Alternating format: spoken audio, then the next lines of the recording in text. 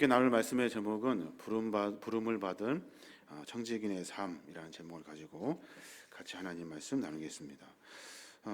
교회 안에 이런 말들을 자주 하죠. 우리가 서로 대화하면서 이런 말을 합니다. 우리 장로님 신앙 참 좋습니다. 우리 권사님, 우리 집사님 예수 참 잘 믿는 것 같아요. 권사님과 장로님들, 집사님 보니까 저도 예수 믿고 싶어요 라고 하는 말, 이런 말들 우리가 삶 속에서 많이 들어야 되고 서로 많이 나누어야 하는 그런 말인 것 같아요. 신앙이 좋다, 예수를 잘 믿는다 하는 것이 뭘까요? 신앙이 좋다, 예수를 잘 믿는다, 다른 것이 아니에요. 신앙이 좋은 이유는 내가 내 자신을 부인하는 일이에요. 내 것을 다 포기하고 내려놓고 하나님이 원하시는 것을 쫓아가는 거죠. 예수 잘 믿는다는 것은 뭡니까? 예수님이 우리에게 맡겨주신 사명, 소명의 말씀을 가지고 삶을 살아내는 거예요. 그래서 마태복음 16장 24절에 보면 주님 하신 말씀이래요. 이에 예수께서 제자들에게 이르시되 누구든지 나를 따라오려거든 자기를 부인하고 자기 십자가를 지고 나를 따를 것이니라 그래요. 이게 예수 잘 믿는 방법이고 신앙과 믿음이 좋아지는 방법이에요. 누구든지 예수님의 제자가 되려면 내 것을 다 부인하고 또 주님이 나에게 허락하신 나의 십자가, 주님의 십자가를 지고 주님을 따르는 것, 이것이 우리가 해야 할 일인 겁니다. 재직의 삶, 청지기의 삶, 그리고 직분자의 삶은 분명히 두 가지가 병행되어야 돼요. 나를 부인하는 것, 그리고 주님의 십자가를 지고 주님을 따르는 것, 이것을 우리가 분명히 알고 지켜야 한다는 겁니다. 이 말을 한마디로 표현하면 뭐라고 할 수 있을까요? 나를 부인하고 주님의 십자가를 지고 따르는 것, 이것이 뭐냐면 헌신이에요. 헌신. 내가 주님을 따르려고 나를 포기하고 주님의 것을 쫓아 살아가는 것, 이게 헌신의 삶이 됩니다. 하나님이 나를 부르시고 계심을 알고 그래서 내 삶의 습관을 고치고 주님이 원하시는 청지기로 사는 것, 이게 예수를 잘 믿는 방법입니다. 여러분 잊지 마십시오. 다른 건 거창하게 대단한 것 하는 일이 아닙니다.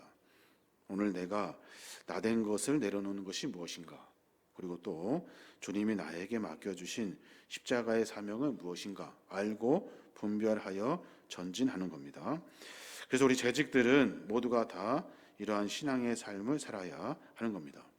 바울이 고린도 교인들에게 담대하게 복음을 선포합니다. 담대하게 복음을 선포하는데 그 복음의 선포의 이유가 있어요. 우리가 누구냐는 거예요. 우리가. 바울은 언제나 늘 그 얘기를 합니다. 우리가 누구냐. 고린도전서 4장 1절에 보면 오늘 우리가 읽은 본문의 말씀입니다마는 사람은 이와 같이 우리를 그리스도의 일꾼이요 하나님의 비밀을 맡은 관리인으로 보아야 합니다 그랬어요. 사람은 누구냐면 그리스도 일꾼이래요. 우리는 다 그리스도 일꾼이고 또 하나님의 비밀을 맡은 관리인이라는 거예요. 주님이 나에게 맡겨주신 비밀의 이야기가 있다는 거예요. 그래서 우리는 모두가 다 내가 마음대로 내가 하고 싶은 대로 하는 것이 아니라 하나님이 나에게 무엇을 요구하실까 하는 것을 분명히 깨달아야 하는 겁니다. 왜냐하면 주님이 우리를 불렀기 때문에 그래요. 주님이 우리를 불렀다고요? 나에게 믿음 허락해 주시고 주님이 나를 불러주신 거예요. 그래서 교회마다 재직은 많습니다. 교회마다 직분자들도 많습니다. 근데 이 부름에 대한 소명을 가지고 살아가는 사람이 많지가 않아요. 부름에 내가 응답해야 되고 그 부름에 나의 것을 내려놔야 되고 부름 앞에는 늘 언제나 주님이 나에게 맡겨주신 사명을 기억해야 하는 일이기 때문에 그래요. 그래서 우리 모두가 다 모였습니다마는 어떤 직분을 맡는가 하는 것보다 훨씬 더 중요한 것은 내가 어떻게 살 것인가 하는 것이 훨씬 더 중요해요. 제가 여러 번 말씀드립니다마는 직분을 맡는 것보다 내가 어떤 일을 어떻게 감당하고 있는가 하는 것이 훨씬 더 중요해요. 무슨 옷을 입었나 하는 것이 중요한 것이 아닙니다. 내가 어떤 삶의 태도로 삶을 살아가는가 하는 것이 중요해요. 이것만 알면 우리의 재직의 교육은 다 마무리가 돼요. 나에게 찾아와 주셔서 나를 부르시는 주님의 은혜 앞에 내 욕심을 내려놓고 내 욕망을 내려놓고 내가 하고 싶은 것, 내 의지를 내려놓고 하나님의 십자가를 따라가는 것, 이것이 우리가 해야 할 일인 겁니다. 재직이라 하면 직분을 맡는 사람이라면 집사, 안수집사, 권사, 장로, 목사라면 오늘 나에게 요구하시는 내가 내려놔야 할 내 일이 무엇인가 분명히 알아야 돼요. 그리고 또 하나 주님이 나에게 맡겨주신 사명을 분명히 깨달아야 하는 겁니다. 오늘 요인물 1번에 보면 그래요. 내가 부름받은 청직이라는 것을 분명히 알아야 돼요. 날짜가 되고 시간이 되어서 여러분 집사 맡기고 권사 맡기고 안수집사 맡기고 장로 맡긴 것 아닙니다. 오늘 내 믿음과 신앙을 하나님 앞에 내어놓을 수 있어야 돼요. 요한복음 15장 16절에 보면 그렇게 말씀하셔요. 너희가 나를 택한 것이 아니요 내가 너희를 택하여 세웠나니 그래요. 여러분 이 말에 우리가 하나님의 깊은 은혜를 체험해야 돼요. 너희가 나를 택한 것이 아니에요. 우리가 하나님을 택한 것이 아니에요. 하나님이 나를 택하여 주신 거예요. 뿐만 아니라 누가 나를 택해서 집사시키고 권사시키고 안수집사시키고 시킨 것이 아니라는 거예요. 하나님이 택하셔서 그 직분을 맡겨 주셨다는 거예요. 이것을 분명히 알아야 돼요. 그래서 집사는 한 번 집사가 되면 영원한 집사로 살아야 돼요. 물론 헌법에는 1년직입니다만 그 일들을 다 뒤로 하고 우리가 하나님의 부름을 받으면 그 부름에 합당한 신앙의 삶을 살아야 돼요.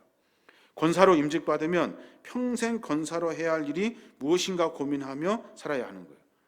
그것이 무너져 버리면 아무것도 아니라는 거예요. 여러분 꼭 기억하십시오. 너희가 나를 택한 것이 아니라 내가 너희를 택하여 세웠다는 거예요. 오늘도 나를 부르신 하나님, 또 나를 택하여 주신 하나님, 나에게 직분과 사명을 맡겨주신 하나님을 분명히 기억해야 하는 겁니다. 구약에 보면 성경에 보면 여러 사람들을 하나님이 일꾼으로 부르셔요. 잘 아시는 것처럼 이스라엘 민족을 해방시키기 위해서 모세를 부르셨어요. 또 이스라엘 통일 왕국을 이루기 위해서 사무엘을 하나님이 부르셨어요. 그래서 사울과 다윗에게 기름 부어 왕이 되게 하죠. 예수 그리스도 복음을 전하기 위해서 누구를 불러요? 핍박자 사울을 불러요. 그래가지고 바울로 이름을 바꿔놓으시고 그를 통해서 복음을 증거하게 하셔요. 오늘 하나님이 나에게 맡겨주신 부름에 분명한 소명이 있다는 거예요. 그러면 그것을 분명히 깨달아 알으셔야 하는 거예요. 광주 계림교회 재직으로 부름받은 청직이라면 나에게 맡겨주신 주님의 사명이 무엇인가 하는 것을 분명히 깨달아야 하는 겁니다. 오늘 저는 말씀을 준비하면서 우리 신앙의 자세를 조금 정비해 봤으면 좋겠어요. 특별히 우리가 재직으로 부름을 받았다. 하나님의 신앙으로 믿음 안에 하나님이 나에게 믿음을 허락해 주셨다 하는 의식이 있다 한다면 우리의 삶을 정비해야 하는 겁니다. 부름받은 청지기는 열매를 맺는 삶을 살아야 돼요. 매번 들어서 여러분 잘 아실 거예요. 무슨 열매를 맺어야 하냐면 성령의 열매를 맺어야 되죠. 같이 한번 읽어볼까요? 성령의 열매 9가지 시작. 사랑, 희락, 화평, 오래 참음, 자비, 양성, 충성, 온유, 절제. 매번 들었던 이야기죠. 2가지 핵심이 있어요. 우리가 맺어야 될 성령의 열매의 핵심은 2개. 하나는 관계의 열매입니다. 관계의 열매. 그리고 또 하나는 성품의 열매예요. 성품의 열매. 이 모든 거 다 이 2가지로 취급할 수 있어요. 사랑, 희락, 화평, 오래 참음, 자비, 양성, 충성, 온유, 절제. 이거는 다 관계의 열매이고 성품의 열매예요. 저도 그게 참 잘 안 되는데 이 관계와 성품을 잘 다듬어 가야 돼요. 우리 신앙의 삶의 모습 가운데 재직들이 해야 할 중요한 열매가 거기에 있는 거예요. 관계를 깨트려서도 안 되고 그리고 내 성품이 무너져서도 안 돼요. 여러분 반드시 꼭 기억하셔야 돼요. 또 하나 재직이라면 가져야 될 일이 있어요. 그것이 뭐냐면 생활의 열매예요. 생활의 열매.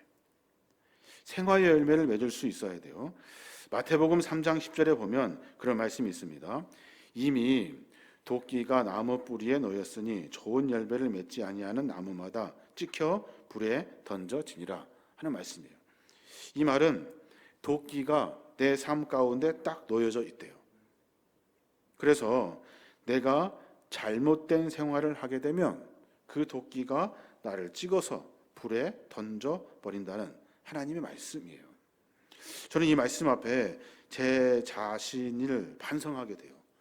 나는 관계도 엉망이고 또 성품도 엉망이고 또 내 생활도 엉망이에요. 그래서 하나님이 나를 보시고 벌하시겠다, 하나님이 나를 징계하시겠다라는 생각을 해보게 됩니다. 여러분, 재직이라 하면 반드시 그러한 성품들을 정비하셔야 돼요. 또 하나는 봉사의 열매를 맺어야 돼요. 봉사의 열매. 당연하죠. 봉사의 열매 맺어야 돼요. 우리가 하나님이 우리를 부르신 이유는 뭐냐면 우리의 헌신을 요구하고 계시는 거예요. 그냥 너 잘 내라고, 너 이름 내라고, 너 한번 해보라고, 이거에서 부자 되라고 나에게 직분 맡겨준 것이 아니에요. 봉사해라고, 헌신해라고, 수고하라고 우리에게 맡겨주신 일이에요. 그래서 재직은 세 가지를 분명히 알아야 돼요. 하나, 성령의 열매를 맺어야 돼요. 관계와 성품을 정비하셔야 돼요. 또 하나, 생활의 열매를 맺어야 돼요. 내 생활이 하나님 앞에 합당한가, 정상인가 하는 것을 늘 정비하셔야 돼요. 또 하나, 나는 지금 봉사하고 있는가, 아니면 내 이름 내려고, 나 부자 되려고, 내 욕망을 채우려고 내가 봉사하고 있는가. 이 세 가지를 분명히 기억하셔야 돼요. 그래야만이 부름받은 청직의 열매를 맺어갈 수 있는 거예요. 한번 가만히 생각해 보시면 좋겠어요. 성령의 열매, 그리고 또 생활의 열매, 봉사의 열매를 맺어가고 있는가. 또 하나 우리가 생각할 것은 부름받은 재직은 지혜가 있어야 돼요. 지혜가. 제가 지난번에도 지혜에 대한 말씀을 여러 번 나누었습니다만은 지혜에는 특별히 세 가지가 있어요. 하나님 우리에게 주시는 지혜가 세 가지인데, 하나는 뭐냐면 분별의 지혜가 있어야 돼요. 분별의 지혜. 이것도 많이 들어보셔서 잘 아실 거예요. 하나님의 뜻을 분명하게 알지 못하면 재직은 책임을 다할 수 없습니다. 무엇이 참이고 무엇이 거짓인지 분별해내지 못합니다. 무엇이 진리이고 비진리인지도 몰라요. 성령의 역사인지 마귀의 역사인지 분별할 수가 없어요. 그래서 분명히 분별의 지혜를 가지고 삶을 살아야 하는 거예요. 그럼 어떻게 하면 분별의 지혜를 가질 수 있을까요? 많이 배우면 될까요? 공부 열심히 하면 될까요? 물론 그것도 가능합니다만은 성경은 그렇게 말하지 않아요. 성경은 말씀을 읽으라 그래요. 말씀을 들어라 그래요. 디모데후서 2장 15절에 보면 그런 말씀이 있어요. 내가 진리의 말씀을 옳게 분별하며 부끄러울 것이 없는 일꾼으로 인정된 자로 자신을 하나님 앞에 드리기를 힘쓰라 그래요. 말씀을 옳게 분별하며. 옳게 분별하려면 어떻게 해요? 말씀을 계속 읽어야 돼요. 말씀을 계속 들어야 되고 말씀 속에 하시는 말씀을 들어야 돼요. 신기한 것은 성경에 없는 상황이 없어요. 없는 상황이. 우리 신앙생활의 여러 삶 속에서 있는 수많은 이야기들이 성경 속에 다 들어있거든요. 그 말씀을 읽으면, 언제나 말씀을 묵상하면, 말씀을 통해 삶을 정비하면 자연스럽게 내 삶이 정비되는 거예요. 다듬어진다고요.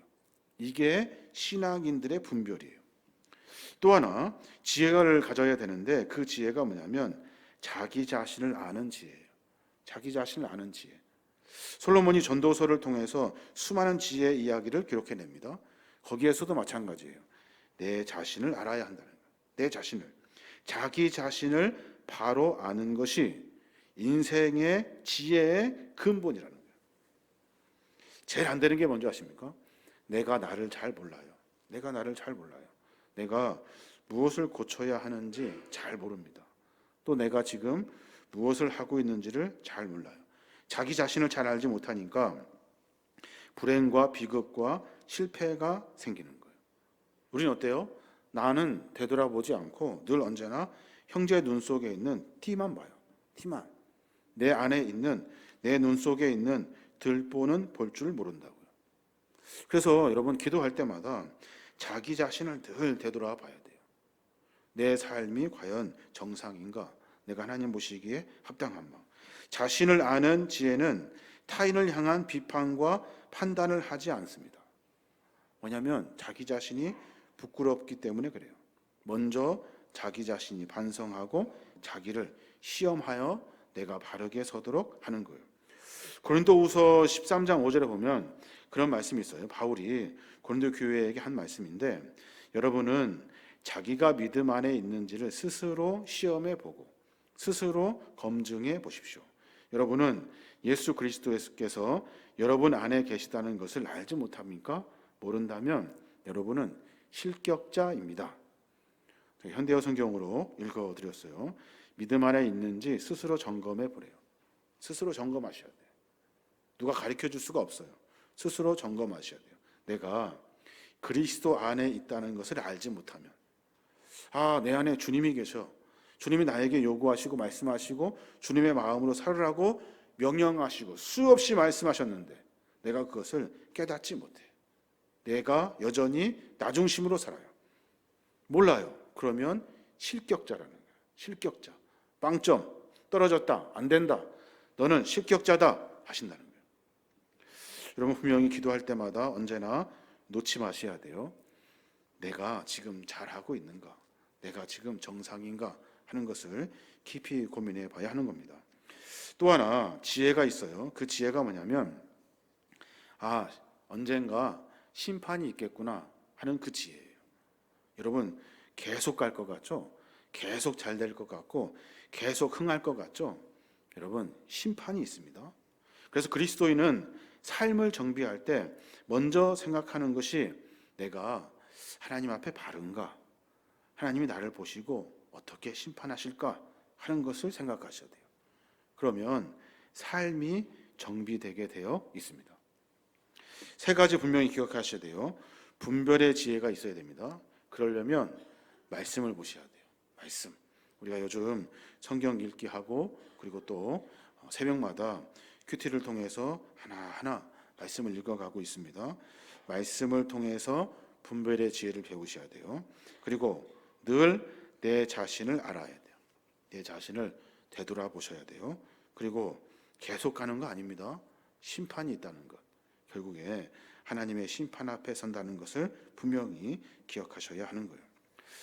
또 하나 우리가 생각해야 될 것이 있는데, 부름받은 재직은 신앙의 삶을 정비하셔야 돼요. 신앙의 삶을. 어떤 신앙의 삶을 정비해야 되냐면, 하나가 뭐냐면 주의 날을 존귀히 여겨야 돼요. 주의 날. 여러분 말씀드린 것 같은데 주님의 날, 예배하는 그 날을 여러분 하찮게 여겨서는 안 됩니다. 그 날은 해도 되고 안 해도 되고 하는 날이 아니에요. 꼭 지켜야 하는 날이죠. 그래서 여러 번 말씀드립니다만은 늘 언제나 자기 원대로 뜻대로 상황과 형편을 대하면서 그렇게 상황을 만들어 갑니다. 여러분 그런 생각을 아예 처음부터 버리셔야 돼요. 주의 날을 존귀히 여겨야 하는 거예요. 주님의 날은 어떤 날입니까? 주님의 날은 예배하는 날이에요. 하나님 앞에 예배하는 날. 주일날만은 하나님 앞에 예배하는 날이에요. 또 예배하는 시간을 절대로 놓쳐서는 안 돼요. 주의 날은 뭐 하는 날입니까? 선행을 하는 날이에요. 선행을. 말씀을 통해서 내 삶의 방향을 정비해야 하는 거예요. 또 주의 날 속에서 우리가 어떻게 지켜야 되는지 분명히 알아야 돼요. 주님의 날은 거룩하게 지켜야 돼요. 거룩하게. 거룩하게 지킨다는 것이 뭘까요? 구별하여 드리는 거예요. 그날만은 내 마음과 내 생각, 내 삶을 정비해서 하나님께 집중하겠다 하는 거예요. 거룩하게 그날을 지켜야 돼요. 주의 날은 귀중한 날로 삼아야 돼요. 귀중한 날이기 때문에 내 그 날은 하나님과 함께 깊은 교제를 나누는 날이에요. 그걸 분명히 기억하셔야 돼요. 그리고 또 주의 날은 기쁜 날로 지켜야 돼요. 내가 기뻐야 돼요. 내가 기쁘기 위해서 주님을 많이 고민하고 주님께 열심히 찬양하고 주님께 열심히 기도하고 말씀을 통해 내 삶의 은혜를 체험해야 돼요. 마찬가지로 다른 사람도 마찬가지입니다. 내가 주일날 다른 사람의 기분을 깨쳐서는 안 돼요. 다른 사람의 기분도 기쁜 날로 그 날을 지키며 나아갈 수 있도록 도와줘야 돼요. 그러니까 싸울 일이 있어도 주일날만큼은 한 번 더 참아야 돼요. 티덕티덕할 일이 있어도 주일날만큼은 조금 뒤로 하셔야 돼요. 여러 일들 속에서 서로 기쁜 날을 지켜줄 수 있어야 한다는 거예요. 주일날 우리가 예배드리러 왔다가 기분이 상해서 돌아가는 일들이 참 많이 있습니다. 봉사한다고 그 일이 뭐라고 그 기쁜 날을 다 이렇게 무너뜨리는 그런 경우가 참 많이 있어요. 여러분 꼭 지켜주셔야 돼요. 나도 기뻐해야 되고 상대방도 기뻐해야 합니다. 또 하나, 예배를 존중히 여기는 자세가 필요해요. 예배. 제가 지난번에도 광고 시간에 말씀드렸습니다만은 예배 때 물론 반갑고 서로 이야기할 수 있습니다. 그런데 예배 시간만큼은 존귀히 여길 수 있어야 돼요. 이날은 내가 하나님 앞에 예배하고 기도하고 그로 말미암아 하나님을 만나는 시간이다. 나뿐만 아니라 다른 사람도 그렇게 해줘야 하는 거예요. 왜냐하면 예배의 대상은 하나님이기 때문에 그래요. 예배의 대상은 뭐 친구 아닙니다. 옆 사람 아닙니다. 만나서 반가워서 인사할 수 있습니다만은 예배의 대상은 그 사람이 아니에요. 예배의 대상은 하나님이에요. 만물을 창조하시고 운행하시는 하나님. 모든 삶 가운데 우리의 경배와 찬양을 받으시기에 합당하신 하나님. 하나님을 생각하고 고민하는 날이에요. 그래서 그 날만큼은 하나님을 많이 생각하고 고민하셔야 돼요. 또 하나는 예배의 목적이 있어요. 예배의 목적이 뭡니까? 와서 예배 드리는 이유가 뭐예요? 하나님께 영광 돌리기 위해서 그래요. 다른 것이 아닙니다. 나 출석 체크하러 온 것이 아니에요. 예배는 하나님께 영광 돌리기 위해서 그래요. 그럼 하나님의 영광을 돌린다는 것이 뭐예요? 여러분 말씀드렸습니다. 덕을 세우는 거예요. 덕. 여러분 신앙에 덕을 세워야 돼요. 예배를 통해서 믿음, 소망, 사랑, 용서, 겸손의 삶을 배워서 내 삶이 덕스러워야 되는 거예요. 그래서 사람들이 나를 볼 때 하나님을 볼 수 있도록 사람들이 나를 통해서 예수 그리스도를 알아갈 수 있도록 신앙인이란 무엇인가를 깨달을 수 있도록 덕을 세우는 거예요. 이게 하나님께 영광을 돌리는 삶입니다. 영광 받으십시오 하면 영광이 되는 것 같습니까? 그렇지 않다니까요. 내가 하나님의 본이 되어야 돼요. 그렇게 하려면 우리의 삶을 분명히 정비해야 합니다.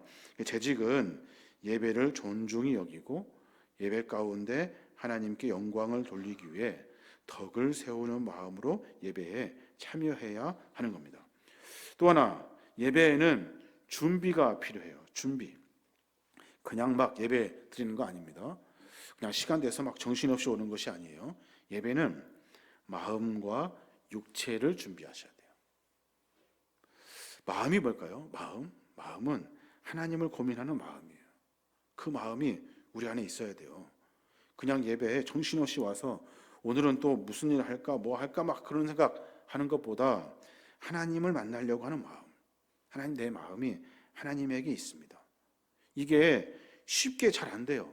그러니까 의식하고 생각하고 고민하고 며칠 전부터 발동을 걸어야 돼. 그래서 주일날만큼은 마음이 하나님에게 집중되도록 해야 돼요. 또 하나는 육체를 준비해야 돼요. 내 몸을 깨끗한 몸으로 내 몸이 더러워지지 아니하도록 제 가운데 서지 않도록 내 몸을 정비하셔야 돼요. 그래야 하나님 앞에 예배 드리는 예배의 준비가 되는 겁니다. 우리는 어떻게 예배 드립니까? 우리는 그냥 시간 되면 오고 또 시간 되면 하고 이런 일들 하잖아요. 그런 것보다 마음과 몸을 정비하셔야 돼요. 그래야 예배를 준비하는 일입니다. 너무 당연한 일이죠. 근데 우리가 놓치는 경우가 참 많습니다. 우리 신앙의 삶을 한번 가만히 점검해 보시기 바랍니다. 또 하나는 말씀을 존중히 여겨야 돼요. 말씀. 하나님이 하시는 말씀, 이 말씀을 그냥 허투루 들어서는 안 돼요. 사람이 하는가 보다. 그리고 뭐 저 사람이 하는가 보다 이야기하는 것이 아니에요. 말씀은 하나님이 나에게 주시는 말씀으로 받을 준비를 하고 그 말씀에 존귀함이 있어야 돼요. 설교를 듣는 자세 오시면 주일날 본문을 먼저 찾아보셔야 돼요. 오늘 목사님이 어떤 말씀을 전하시려고 하는가 오자마자 말씀을 한번 읽어보시라고요. 그렇지 않고 그냥 그때 찾아서는 안 돼요. 무슨 말인지 잘 몰라요. 앞뒤도 다 읽어보셔야 되고 그 안에 깊은 내용들을 좀 찾을 수 있어야 돼요. 그 준비가 되어야 합니다. 또 말씀 앞에 우리가 설 때 하나님 말씀을 들을 때 어떤 마음으로 서야 하냐면 내가 죄인임을 고백하는 마음으로 서야 돼요. 죄인을 고백하는 마음으로. 오늘 어떤 재미있는 말을 할까? 어떤 색다른 말씀을 하실까? 오늘 무슨 얘기를 할까? 이런 거 고민하는 것이 아니에요.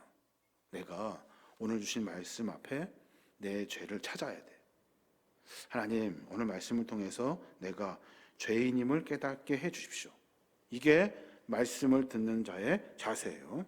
또 하나, 상한 내 심령을 고치려는 겸허하고도 간절한 마음으로 들어야 돼요.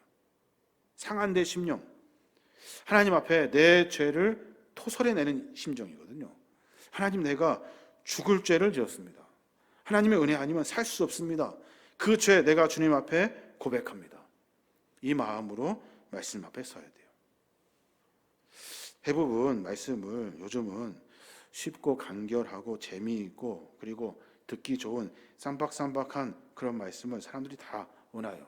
유튜브도 쇼트를 원하잖아요. 짧은 거, 간단한 것. 근데 말씀은요, 내 삶을 정비케 하시는 하나님의 무서운 칼이에요. 그래서 말씀을 통해서 삶을 정비할 수 있어야 하는 거예요. 오늘은 하나님 말씀을 통해 내 죄가 무엇인지 깨닫게 해주십시오. 이런 자세로 말씀 앞에 서야 하는 겁니다. 그리고 또 하나는 새로운 사명과 과제를 얻으려는 마음으로 말씀을 들어야 돼요. 오늘 말씀을 통해서 내가 할 일은 무엇일까 생각하셔야 돼요. 오늘 말씀을 통해서 내 신앙의 삶을 정비할 일이 무엇인가 하는 것들을 분명히 깨달아야 하는 겁니다. 그리고 마지막으로는 설교의 핵심 메시지를 자기 생활에 반영시켜서 자기 것으로 받아들이는 태도. 이게 중요합니다. 그냥 듣고 흘리는 것이 아니에요. 분명히 나에게 주시는 말씀, 내 삶을 고치는 이야기들을 찾아서 한 개가 됐든 두 개가 됐든 그것을 적어내든지 새기든지 하여서 그 말을 고쳐내어야 하는 겁니다. 우리 아이들과 대화하면서 주일날 끝나면 꼭 하는 이야기가 있어요. 그 이야기가 뭐냐면 오늘 목사님이 무슨 설교하디 그래요. 저희 아내한테도 오늘 내가 무슨 말 하는 것 같디? 뭔 말인지 알아듣겠니? 라고 이렇게 물어봐요. 그러면 꼭 이렇게 한 줄로 이렇게 요약을 해요. 그렇게 많이 얘기했는데 딱 한 줄만 이야기할 때 서운함이 좀 있어요. 서운함이. 근데 상관없어요. 그 말 한마디가 그 삶 속에서 깊이 새겨져서 하나씩 하나씩 고쳐가면 되거든요. 설교를 준비하는 자세도 마찬가지입니다. 설교도 설교 다 와야 들을 거 아닙니까? 설교를 쉽게 선배 목사님들이 하시는 말씀이 있어요. 어떻게 되겠지 하는 마음으로 설교 앞에 서지 말아요. 원고를 다 준비하래요. 점까지 다 찍어가면서 준비하래요. 그래야 그 말 속에 하나님의 그 묵상과 고민 속에 너도 성도도 고쳐지게 된다는 거예요. 그런 것들을 우리가 분명히 알고 깨달아야 하는 겁니다. 또 하나는 설교를 들은 다음에 어떻게 해야 될까요? 궁금한 것이 있잖아요. 내가 어떻게 목사님한테 물어봐. 목사님 바쁘실 텐데 또 뭐 그런 걸 물어봐. 여러분 그러지 마세요. 궁금한 것이 있거나 의문이 되는 것이 이해가 안 되는 것이 있으면 설교자에게 물어봐야 돼요. 제가 설교하고 난 다음에 이렇게 오후가 되면 이렇게 문자로 이렇게 이야기해 주시는 분들이 참 많아요. 그분들 이렇게 보면 궁금한 것도 그리고 은혜 받은 것도 이렇게 함께 이렇게 나눠지게 돼요. 여러분 그거 참 좋은 일입니다. 하나도 안 불편하고 하나도 안 피곤합니다. 그 이야기들을 통해서 우리가 설교에 그리고 말씀에 더 깊은 교제를 나눌 수가 있는 거예요. 꼭 그렇게 하시기 바랍니다. 말씀을 통해서 우리의 삶을 분명히 점검할 수 있어야 하는 거예요. 저는 우리 교회 성도님들이 두 가지를 꼭 했으면 좋겠어요. 하나는 큐티를 하셔야 돼요. 큐티를. 여러분, 오랫동안 제가 큐티 책도 사다 드리고 또 큐티를 통해서 새벽도 예배 드리고 그리고 하고 있습니다. 많이 이렇게 되지는 못해서 안타까운데 여러분, 큐티를 놓치지 마셔요. 여러분, 어떻게든지 재직들은 큐티 책을 들고 다니셔야 돼요. 그리고 또 하나는 1년에 한 번 정도는 말씀을 읽을 수 있어야 합니다. 분량이 많고 어렵고 바쁘고 힘들고 이거 다 여러분 은혜 받으면 해결될 일이에요. 은혜 받으려고 하고 하나님 앞에 설 수 있어야 돼요. 이 두 가지가 우리의 삶 속에 분명히 새겨져야 하는 겁니다. 오랫동안 말씀을 듣고 묵상하고 말씀을 고민한 사람의 인격과 성품과 신앙의 깊이는 다릅니다. 달라요. 여러분, 분명히 그렇게 하셔야 돼요. 내년부터 여러 바쁜 일이 있지만 큐티하고 말씀 보는 거 포기하지 마시고 계속해 주셨으면 좋겠어요. 이제 또 하나 보면 전도하는 자세를 재직들이 가져야 돼요. 우리 교회가 전도하는 것 잘 강조하지 않았잖아요. 근데 우리가 해야 할 일입니다. 우리가 코로나로 지나고 여러 일들을 겪으면서 전도하는 것과 굉장히 주저주저하게 돼 있어요. 신앙생활의 핵심은 뭘까요? 나와 그리고 내가 정비되고 그리고 내 삶의 이야기들을 통해서 당신도 그 사람도 상대방도 복음의 사람으로 바뀌어지게 하는 것이 신앙생활의 목적이에요. 그러니까 우리가 삶 속에서 늘 전도하는 자세를 가져야 돼요. 그래서 복음을 위해서 희생적인 자세가 돼야 돼요. 내가 복음을 전하는 일에 헌신해야지, 수고해야지, 물질도 드리고 그리고 시간도 드리고 그리고 노력도 하고 땀도 흘리고 복음을 위해서 이런 헌신이 우리 안에 있어야 돼요. 그냥 있는 그대로 그냥 우리가 그런가 보다 하고 그냥 넘어가요. 그렇게 되면 안 돼요. 저한테 어떤 목사님이 하신 말씀 그래요. 연초가 되거나 연말이 되면 그 목사님을 꼭 만나게 되는데 그 목사님이 너는 올해 몇 명 전도했니? 그래요. 제가 또 교만하게 제가 설교도 하고 이렇게 교인들 전도하라고 해서 다 전도도 하고 했습니다. 그렇게 또 이야기했어요. 그러다가 그 목사님한테 엄청 혼났던 기억이 나요. 너는 전도 안 했잖아 하신 말씀, 그 말씀이 생각이 납니다. 너를 왜 목사 세웠어? 왜 목사 세웠습니까? 설교하라고? 아니에요. 전도하라고 하나님이 세운 거예요. 우리가 그것을 잃어버리고 있다고요? 왜 장로 세웠어요? 왜 권사 세우고 안수집사 세웠어요? 다른 것 아니에요. 전도하라고, 복음 전하라고. 그 사명은 어려우니까 다 빼놔. 그리고 다른 거가 엄청 분주하고 바쁘게 마치 그것이 전부인 것처럼 살아간다고요. 신앙인의 핵심은 복음을 전하는 거예요. 복음을 위해서 희생적인 자세가 되어야 하는 거예요.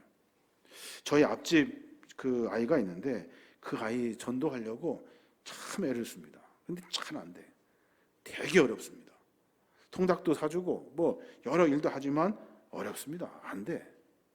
그 집안도 다 있고 그리고 교회에 대한 안 좋은 이미지들이 많아가지고 전도하기가 참 어렵습니다. 포기해야 될까요? 근데 제가 이사 가기 전에 얼른 복음을 전해야 돼. 그래야 내가 사명을 좀 감당하는 것 같아요. 열심히 복음을 전하는 일들을 쉬지 않고 감당해야 하는 겁니다. 기억하십시오. 하나님이 여러분을 재직으로 부른 이유는 전도하라고 불렀지 다른 거 뭐 분주하게 일하라고 부른 것이 아니에요. 어떻게 전도해야 됩니까? 생활의 모범으로 전도해야 돼요. 모범으로. 말로 전도하는 것이 아니에요. 저 사람을 통해서 하나님의 영광이 드러나야 돼요. 바울이 디모데에게 그렇게 말해요. 뭐라고 하냐면 누구든지 내 연소함을 업신여기지 못하게 하고 오직 말과 행실과 사랑과 믿음과 정결에 대하여 믿는 자에게 본이 되라 그래요. 디모데에게 권면한 바울의 말씀이에요.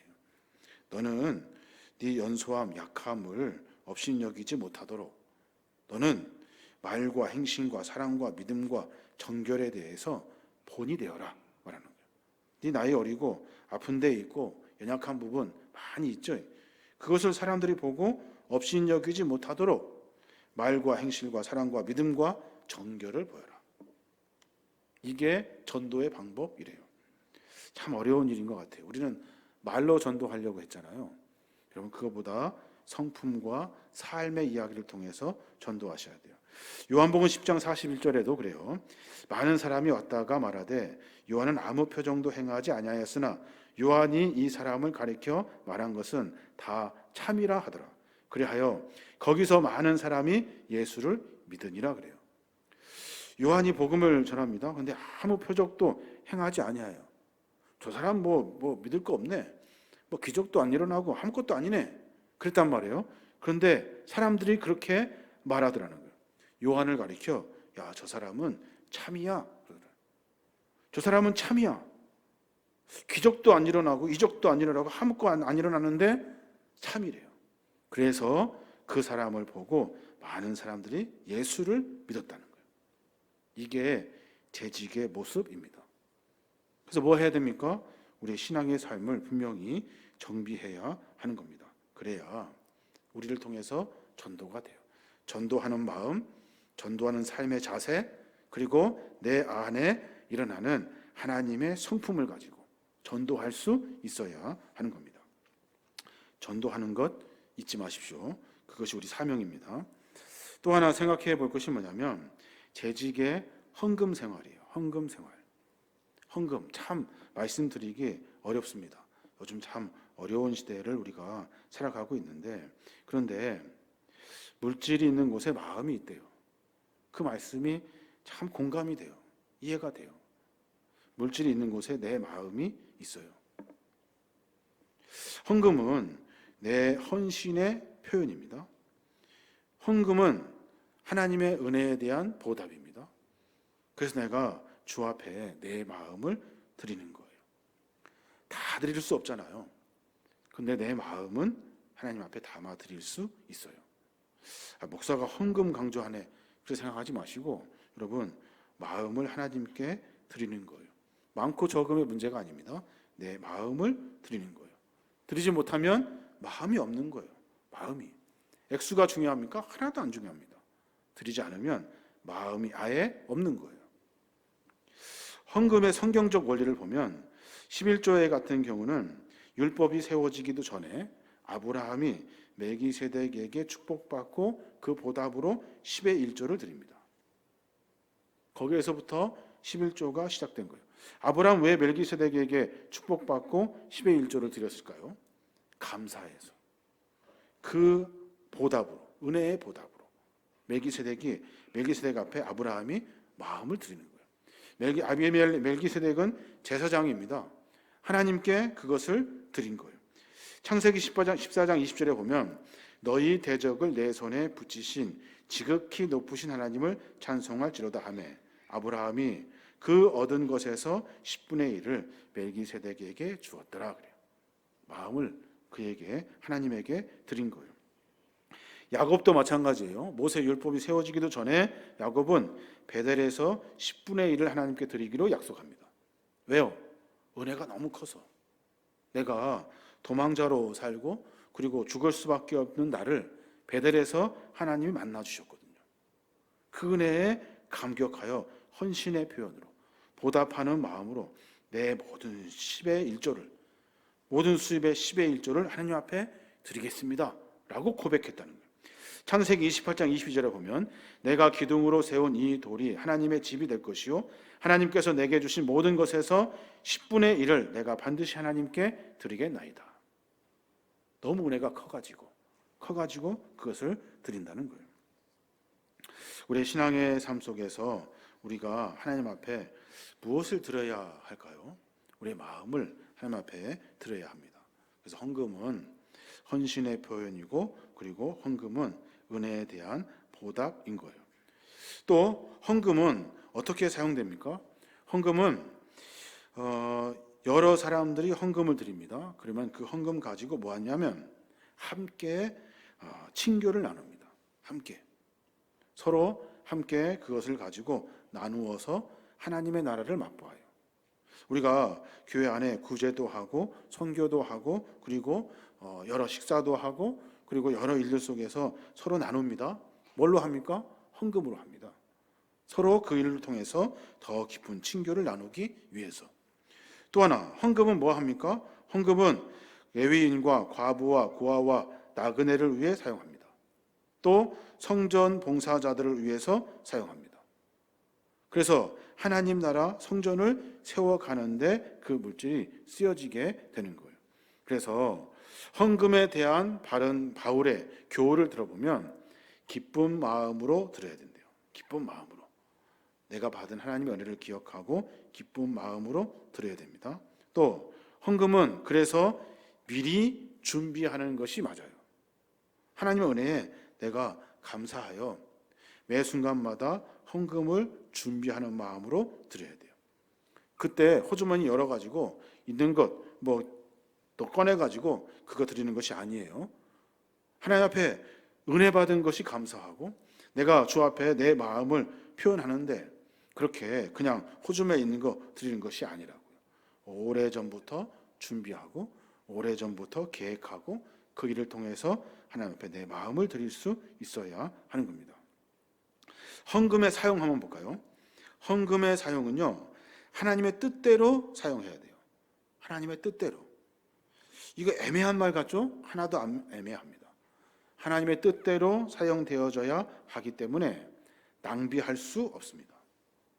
그래서 막 무섭게 영수증 챙기고 무섭게 감사하고 그 일을 계속 반복하는 거예요. 또 인색하면 안 됩니다.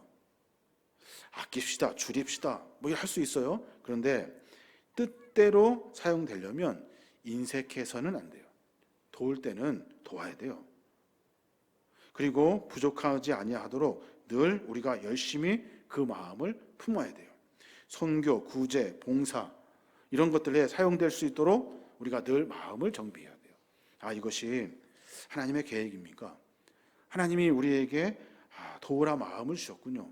알고 깨닫고 열심히 도와야 하는 거예요. 이게 하나님의 뜻대로 사용되어지는 일이에요. 낭비되면 안 되고 인색해서도 안 돼요. 늘 하나님의 마음이 어디 있는지를 생각해 보아야 하는 거예요. 또 하나, 헌금 어떻게 사용해야 됩니까? 교인들의 뜻대로 사용해야 돼요. 교인들의 뜻대로. 목사 마음대로 사용하는 거 아닙니다. 장로 마음대로 쓰는 거 아닙니다. 교회 재정은 아시는 것처럼 의결기관인 공동의회를 통해서 최종 결정되게 됩니다. 누가 말해요? 누가 발표해요? 그럽니다. 여러분, 그러면 안 돼요. 유심히 찾아보시고 들여다보셔서 잘못된 것이 있으면 지적하셔야 돼요. 이게 우리 재직들이 해야 될 일이에요. 이래야 이 헌금이 교인의 뜻대로 사용되게 되는 거예요. 목사 마음대로 안 됩니다. 저희는 마음대로 할 수가 없어요. 단계가 여러 단계가 있잖아요. 장로 마음대로 쓸 수 있습니까? 쓸 수 없습니다. 써서도 안 됩니다. 누구 마음대로 할 수도 있는 것이 아니에요. 재직회와 공동회를 통해서 사용하게 되어 있어요. 꼭 그렇게 기억하셔야 돼요. 그리고 또 하나는 헌금 드릴 때 우리가 헌금을 통해서 교역자들, 이렇게 목회자들 생활비를 주게 되는데 여러분 그거 기억하셔야 돼요. 월급이나 구호금 주는 것이 아니에요. 여러분 생활비를 많이 주라는 것이 아닙니다. 또 적게 주라는 것도 아니에요. 월급이나 구호금처럼 마치 직원 대하듯이 좀 잘하면 마음에 들면 더 주고 마음에 안 들면 막 깎고 그런 것이 아니에요. 적게 줘도 상관없어요. 마음을 드리는 거예요. 마음을. 그래서 11조나 구약의 예물들을 다 드리면 제사장들이나 거기에서 일하는 사람들이 생활비로 사용합니다. 변질될 수 있습니다. 더 많이 걷어 자기가 많이 가질 수 있죠. 그렇게 하지 않도록 제도를 만들어야 돼요. 그래서 교인의 뜻대로 사용되도록 해야 하는 거예요. 그 제도는 그래서 중요합니다. 많거나 적거나 교역자는 그것을 받을 권리가 있는 거예요. 그것을 마치 월급 주듯이 무슨 불쌍한 사람들 도와주듯이 그렇게 주어서는 안 된다는 거예요. 마음을 드리는 거예요. 얼마가 아니라 분명히 기억하셔야 돼요. 그래서 헌금을 사용하면서 우리는 그것을 하나님의 마음을 가지고 삶을 정비해야 하는 겁니다. 그래서 헌금은 분명하게 취급되어야 돼요. 하나님의 뜻, 교인의 뜻, 그리고 하나님의 마음, 하나님 원하시는 곳에 쓰여질 수 있도록 여러분이 깊이 들여다봐야 하는 겁니다.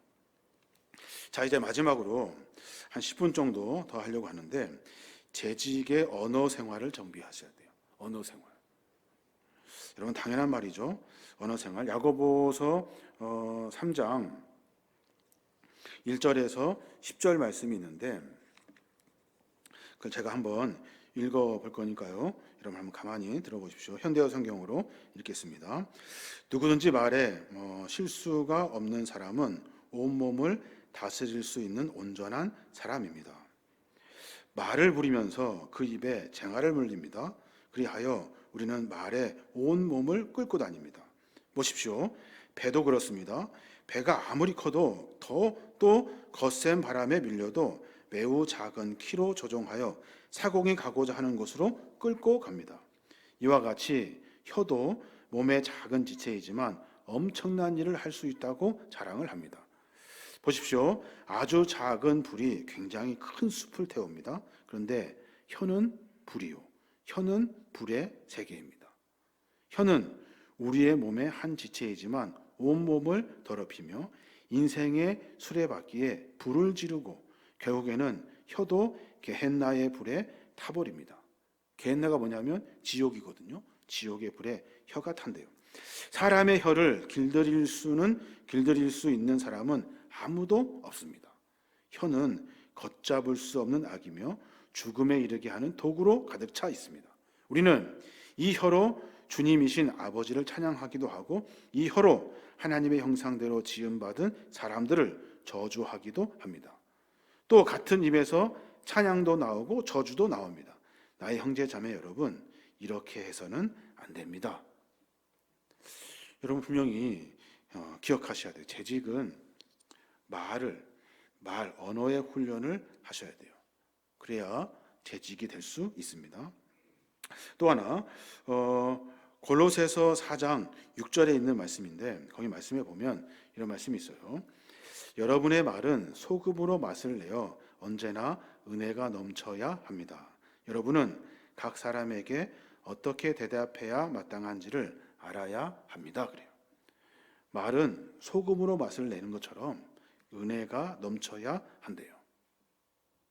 여러분 분명히 기억하셔야 돼요.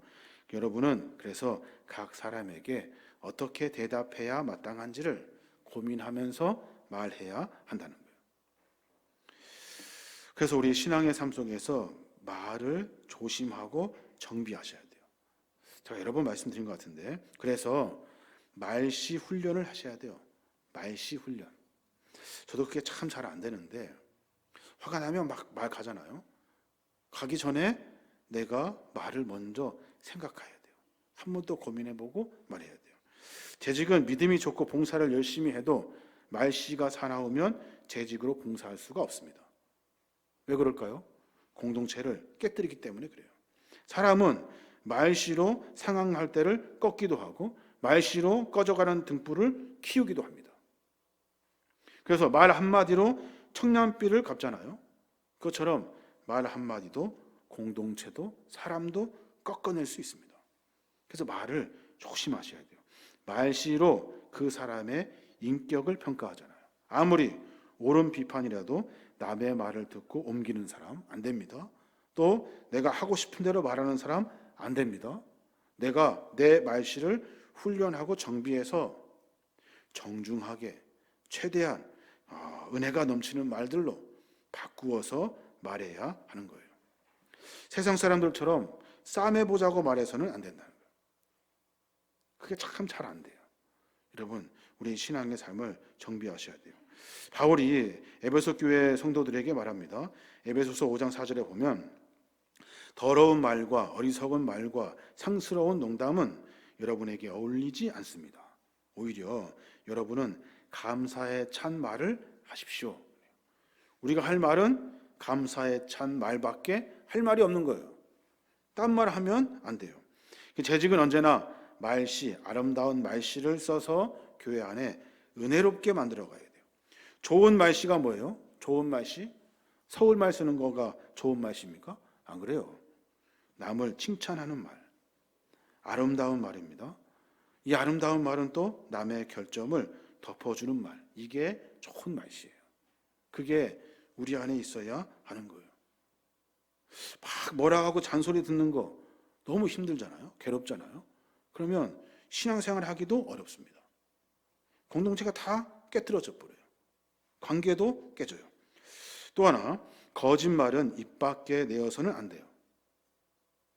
거짓말 해서는 안 됩니다. 잠언서 6장 2절에 보면 내가 한 그 말에 내가 걸려들고 내가 한 그 말에 내가 잡힌다 그랬어요.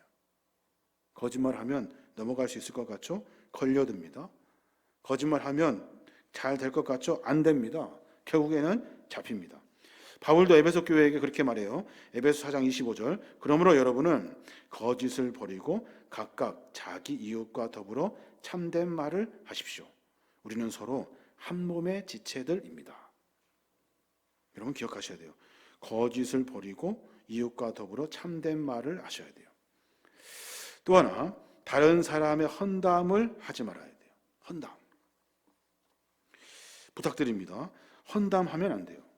잠언서 26장 22절 말씀 제가 읽어드릴게요. 헐뜯기를 잘하는 사람의 말은 맛있는 음식과 같아서 뱃속 깊은 데로 내려간다. 그 굉장히 들을만 하거든요. 재밌거든요. 그래서 내 뱃속 깊숙한 곳에 내려앉는데요. 악한 마음을 품고서 말만 매끄럽게 하는 입술은 질그릇에다가 은을 살짝 입힌 것과 같다. 남을 미워하는 사람은 입술로는 그렇지 않은 채 하면서 속으로는 흉계를 꾸민다. 비록 다정한 말을 한다 하여도 그를 믿지 말아라. 그의 마음속에는 역겨운 것이 7가지나 들어있다. 참 기가 막힌 말 아닙니까? 잠언서 26장 22절의 말씀. 헌담하는 것 쉽게 생각해서는 안 됩니다. 그래서 우리가 남을 언제나 허물을 덮어주고 회개하도록 권면하는 것, 이것이 우리 재직의 말이 되어야 하는 거예요. 또 하나, 형제에게 이간이 되는 말을 해서는 안 돼요. 이간이 되는 말을 해서는 안 됩니다. 잠언서 16장 28절에 보면 그런 말씀이 있어요. 못돼 먹은 자는 다툼을 일으키고 수다쟁이는 친한 친구를 갈라놓습니다. 참 잘 적어놨죠. 못돼 먹은 자는 다툼을 일으키고 수다쟁이는 친한 친구를 갈라놓는데요. 말 한마디에 막 싸움을 일으키고 말 한마디에 친한 친구를 다 갈라놓게 된다는 거예요. 불평하는 말을 해서는 안 됩니다. 불평하는 말 할 수 있죠. 불평과 의견은 다릅니다. 불평은 감정이 들어갑니다. 의견은 내가 의견을 이야기할 수 있는 거죠. 감정 섞어서 말하면 안 된다는 거예요. 의견인 척하면서 불평을 말하는 것. 바울이 자기의 어리석음을 좀 용납해 달라고 그 고린도 교인들에게 하는 부탁이 있어요. 저도 참 어리석어서 여러 일들 속에서 많은 어리석음이 있는데 우리가 그 어리석을 서로 용납해 주어야 하는 거예요. 너 왜 그러니? 불평할 일이 아니라는 거예요. 고린도후서 11장 1절에 보면 여러분은 내가 좀 어리석은 말을 하더라도 용납해 주시기 바랍니다. 꼭 나를 용납해 주십시오. 서로 이해하려고 노력하면 불평은 해소할 수 있습니다. 여러분, 우리가 불평하기 전에, 의견을 제출하기 전에 우리의 삶 속에서 먼저 한 번 더 용납하고 이해하려고 하는 마음이 있어야 돼요. 바울도 얼마나 고린도 교회 사람들이 뭐라고 했으면 이렇게까지 이야기했겠습니까? 여러분, 내가 어리석은 말을 많이 합니다. 그래도 좀 용납해 주십시오. 한 번 더 나를 좀 용납해 주십시오. 2번이나 말해요. 강조하면서 이해하고 노력하려고 하면 뭐 불평하는 것이 있겠습니까? 우리 해결할 수 있습니다. 라고 권면해주고 있는 거예요. 또 하나, 예와 아니오의 말을 정확히 하셔야 돼요. 예와 아니오. 주님이 하신 말씀인데 마태복음 5장 37절에 보면 너희는 예할 때에는 예라고 말만 하고 아니오 할 때는 아니오라고 말만 하여라. 이보다 지나치는 것은 악에서 나오는 것이다 라고 말해요. 무슨 말이냐면 예할 때는 예하고 아니오 할 때는 아니오 해야 한다는 거예요. 친하다고 이해하고, 안 친하다고 아니요 합니다. 내 마음에 든다고 이해하고, 마음에 안 든다고 아니요 합니다. 이해할 때는 이해하라는 말은 무엇이 옳은가 그른가를 잘 분별해서 말해 주어야 한다는 거예요. 다른 것은 들어가면 안 돼요. 또 하나, 형제를 위로하는 말을 해야 됩니다. 형제를 위로하는 말. 재직은 가시 돋는 말로 형제의 마음을 아프게 해서는 안 돼요. 여기는 공부 잘하는 사람 모인 거 아니에요. 세상에서 누구 된 사람들만 모인 것이 아니에요. 서로 하나님의 마음을 가지고 사랑하고 교제하려고 모인 공동체예요. 하나님께서 우리에게 그 사랑을 알고 깨닫게 하시기 위해서 우리가 신앙생활하고 있는 거예요. 형제를 늘 언제나 위로하는 마음으로 격려해 주어야 하는 거예요. 그게 우리 안에 있어야 돼요. 마음이 상한 자와 고난 당한 자를 위로하고 교회 안에 해결하기 어려운 사건이 있을 때마다 돕고 협력하여 평화스럽게 해결해야 하는 거예요. 재직 중에는 사건을 만드는 사람이 있습니다. 그러면 안 돼요. 교회를 어지럽혀서도 안 되고 그 일 속에서 하나님의 평화를 만들 수 있도록 해야 한다는 거예요. 또 하나, 칭찬과 격려의 말. 이게 우리가 해야 할 말입니다. 부질없는 비평이나 책망은 형제를 낙심시키거든요. 일의 의욕을 상실시켜 버립니다. 자꾸 우리가 모여서 뭔가 일을 하려고 하면 그 일이 잘 안 됩니다. 왜요? 부질없이 비평하고 책망하는 일들이 많기 때문에 그래요. 그러면 하고 싶지가 않죠. 뭐하러 여기서 열심히 수고합니까? 집에 가서 하면 되지. 마음 쓰면서 뭐하러 마음 아프게 일합니까? 안 하면 되지. 다 그런 마음을 갖게 된다. 그러니까 재직은 장로, 권사, 집사, 서열은 없지만 내가 신앙의 믿음의 연조가 있으면 더더욱 칭찬하고 격려하는 말을 해주어서 힘 받도록 해줘야 된다. 얼마든지 해보라고. 근데 이것은 이렇게 하면 어떻겠냐고 권면하는 말로 해야 된다는 거예요.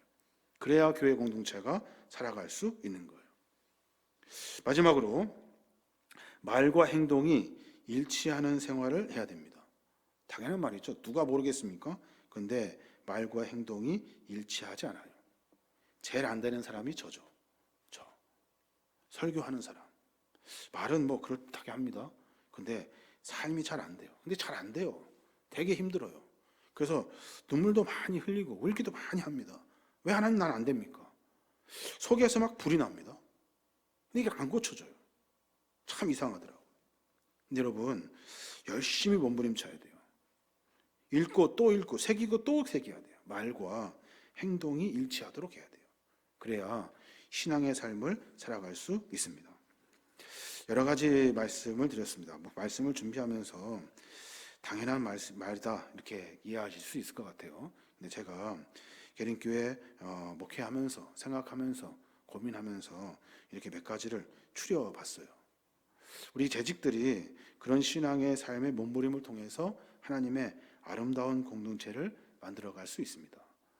그때 하나님의 은혜로 말미암아 이 공동체가 하나님 나라의 공동체가 되는 거예요. 우리 신앙을 한번 점검해 봤으면 좋겠습니다. 우리는 어떤 사람이에요? 우리는 하나님이 불러준, 나에게 찾아와 주셔서 청지기로 불러주셨어요. 열매를 맺어야 돼요. 성령의 열매, 관계와 성품의 열매입니다. 생활의 열매를 맺어야 돼요. 삶 속에서 하나님이 드러나야 됩니다. 봉사의 열매 맺어야 됩니다. 와서 마치 콘서트 구경하듯이 예배 드리고 가면 안 돼요. 오늘 내가 뭘 할까를 생각해 보셔야 돼요. 또 재직은 지혜가 있어야 됩니다. 분별의 지혜, 자기 자신을 아는 지혜, 심판이 있다는 지혜. 어리석은 사람은 심판이 없는 줄 알거든요. 또 재직은 주의 날을 존귀 여겨야 됩니다. 예배를 존귀 여깁니다. 그래서 예배를 포기하지 않습니다. 쉽게 생각하지 않아요. 말씀을 존귀히 여깁니다. 그 말씀 속에 나를 깨닫게 됩니다. 내가 죄인이구나. 내가 잘못된 것이 이거였구나. 내가 해야 될 일이 이거였구나. 내가 이거 고쳐야 되겠구나. 우리를 부르신 하나님의 궁극적인 목적은 전도에 있어요. 너를 불러서 너가 복음을 전해서 죽어가는 사람들을 건져내라. 하는 것이 우리의 본분이에요. 그러니까 다른 것 하려고 하지 말고 전도하는 것이 우리의 일이 되어야 하는 거예요. 재직의 헌금 생활, 헌금은 마음을 드리는 겁니다. 은혜에 대한 보답입니다. 그것이 없으면 헌금할 수가 없죠. 마음이 있는 것이 중요합니다. 헌금을 바르게 써야 되고 헌금은 정직하게 드려져야 하는 겁니다. 언어 생활, 말씨를 훈련하셔야 돼요. 거짓말 안 됩니다. 다른 사람 험담하는 것 안 됩니다. 형제간 이간하는 것 안 됩니다. 불평하는 말 하면 안 됩니다. 예, 아니요 정확히 말해야 돼요. 분별해서 친하다고 이해하고 안 친하다고 아니요. 안 된다. 형제를 위로하는 말을 하도록 해야 돼요. 그리고 칭찬과 격려의 말을 포기하지 않아야 합니다. 말과 행동이 일치한 생활을 해야 됩니다. 여러 가지 말씀드렸습니다. 여러분 그냥 쉽게 넘기지 마시고 오늘 최 목사가 왜 이렇게 장황하게 여러 가지를 이야기하는가 한번 깊이 생각해 보시기 바랍니다. 그리고 우리의 신앙의 삶을 한번 정비해 갔으면 좋겠어요. 재직 교육과 훈련을 통해서 오늘 우리가 결심들을 한번 뒤에 박스가 있거든요. 거기 한번 적어 보시고 집에 가셔도 그냥 놓지 마시고 꼭 적어서 같이 고민해 봤으면 좋겠습니다. 앞으로 25년도에는 우리가 여러 일들을 계획하기보다는 우리 신앙을 좀 정비했으면 좋겠어요. 하나님 나라의 공동체를 세워가고 또 이 공동체가 하나님의 사명을 잘 감당할 수 있도록 열심히 헌신하고 봉사하는 우리 귀한 믿음의 재직들이 되었으면 좋겠습니다.